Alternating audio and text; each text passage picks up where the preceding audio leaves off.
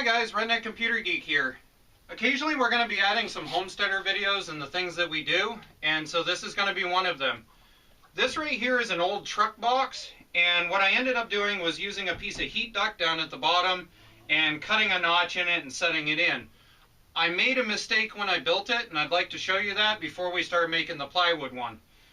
You'll notice there's a wood insert, and that's because what I figured out was the outer edge needed to actually be about 1.5 inches to 1.25 inches higher than the actual lip on the inside.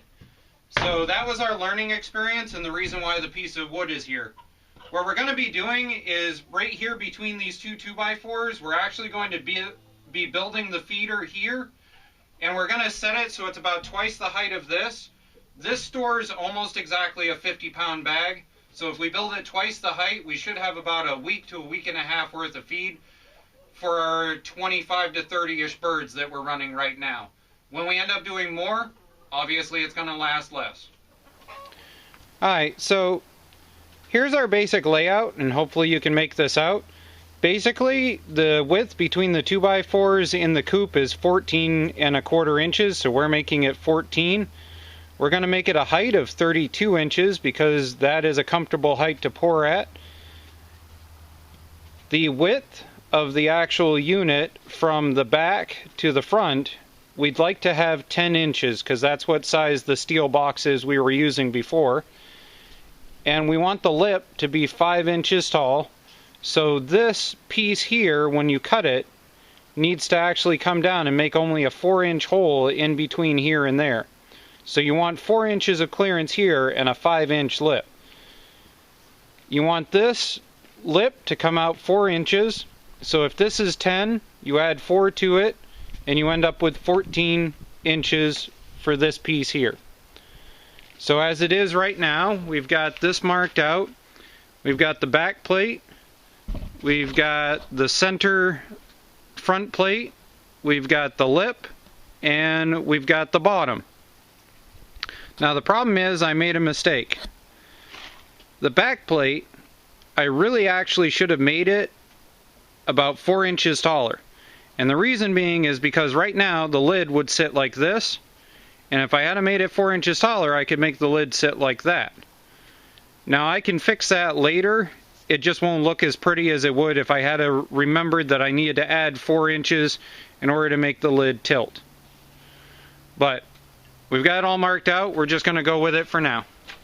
Alright, so if you can see over here, we got the back, we got the bottom, and we got the front lip put on. So what we've done here is we've marked this out across the end of this piece. We got our lip piece, our side panel, and this is marked at 10 inches wide. So the interior will be 10, but the actual outside plate will end up nailing onto this. And we've got the other one measured off. What we're going to do is cut in with the saw up into here, and then we're going to kitty it a couple of times and cut over and across and have a cut here. I'm not a carpenter, I'm a computer tech. We'll see if this works. On a side note, these Diablo blades are worth every cent. If you want a crummy old saw to cut as if it's the newest thing you've ever owned, Diablo blades.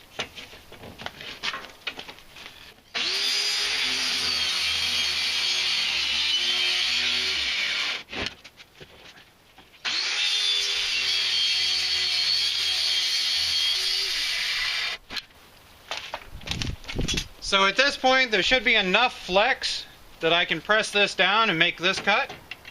Now you want to flex it bending it slightly up.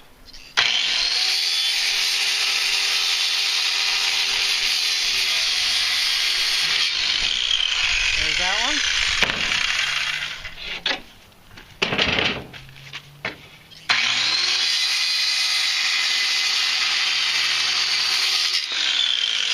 There's that one.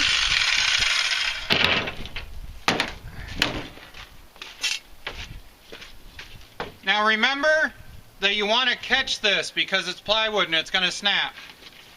So you need to learn to cut left-handed whether you like it or not.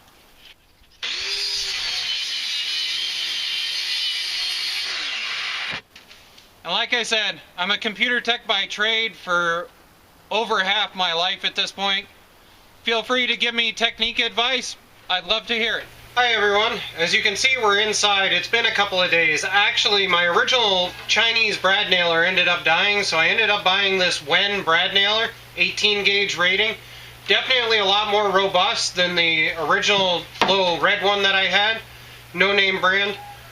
So we're going to be using this. I'll include a link in the description below for where I bought this on Amazon. I'm really impressed with the little unit, so take a look. What I'm going to do here is we've got the back plate and we've got the sides cut. So I'm going to glue all the way up across this before I brad nail it together. Now I realize putting screws in would probably be better. I'm not a professional carpenter, I'm a computer tech by trade. I'm just proving anybody can do this. Here we go.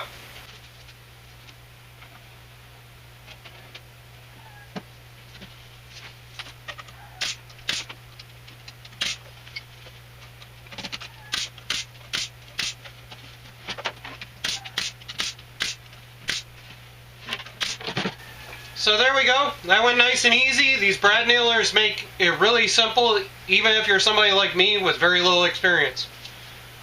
We'll do the other side and then I'll show you the front. Alright, so as you can see, we got the primary main box cut up. Now we did make a change of putting an angle on this, which means that the piece we had cut for the front now no longer fits correctly, but that's okay. We can cut it to fit now. Now, if you go by my measurements I gave you earlier, when you go to set this on, it's going to look a little bit wide. Well, the reason being is what we're going to do is we're going to notch it by about 1.5 inches. And the reason being is because this trough here, you don't want it level. You actually want the inside lip about 1 inch, 1.5 inches lower than the outside of the trough, which is what we discovered this summer. So we're going to notch both of these sides. We're going to set it down in, and then we're going to measure for the top in order to set the lid on it at an angle to keep the birds off of it. Alright, so at this point you can see we've got the board cut out. We've got a notch there and a notch there on either side. And we've taken from that notch, we've measured to the top of that edge for the corner and the corner, and we've cut it to length. So from here, we should be able to fold it up in and have it settle in. Keeping in mind, the idea is right down here, you've got a lip that goes down into the tray.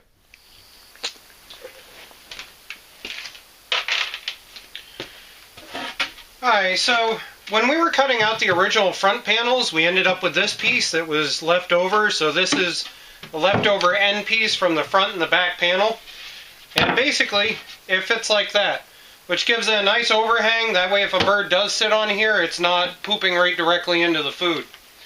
So on top of that, I found this ancient old hinge, and we're just going to bolt that right in, and then we're going to bolt the lid on and go from there. And one thing I would like to note, if you're in the market for a drill, these Black & Decker matrix drills are really high on the torque. The impact connection that's on them I really like. The one thing that I will tell you is that I do not like them for drilling, because that right there is just as fast as it goes. So it makes it amazing for putting in screws, but I would get a different drill if I was going to be drilling a lot of holes.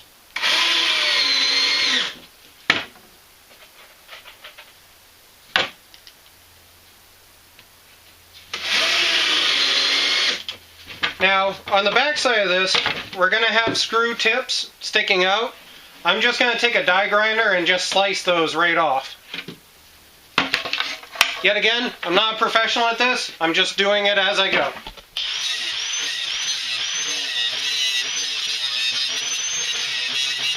Alright, so as you can see, it's all set. We've got our hatch here that lifts up. Because it's a little bit off kilt, it actually wedges in there. Works great. So we got a brand spanking new 50-pound bag. We're going to fill it in and just see where we're sitting at.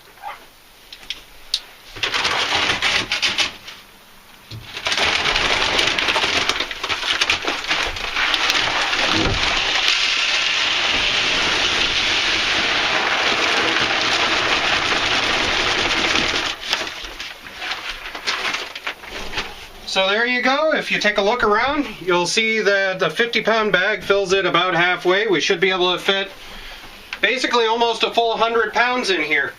So enjoy the video. Check out the first part of it for the size and dimensions we built.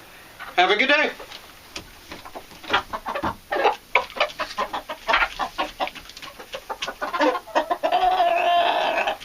Holy shit, there's food in here.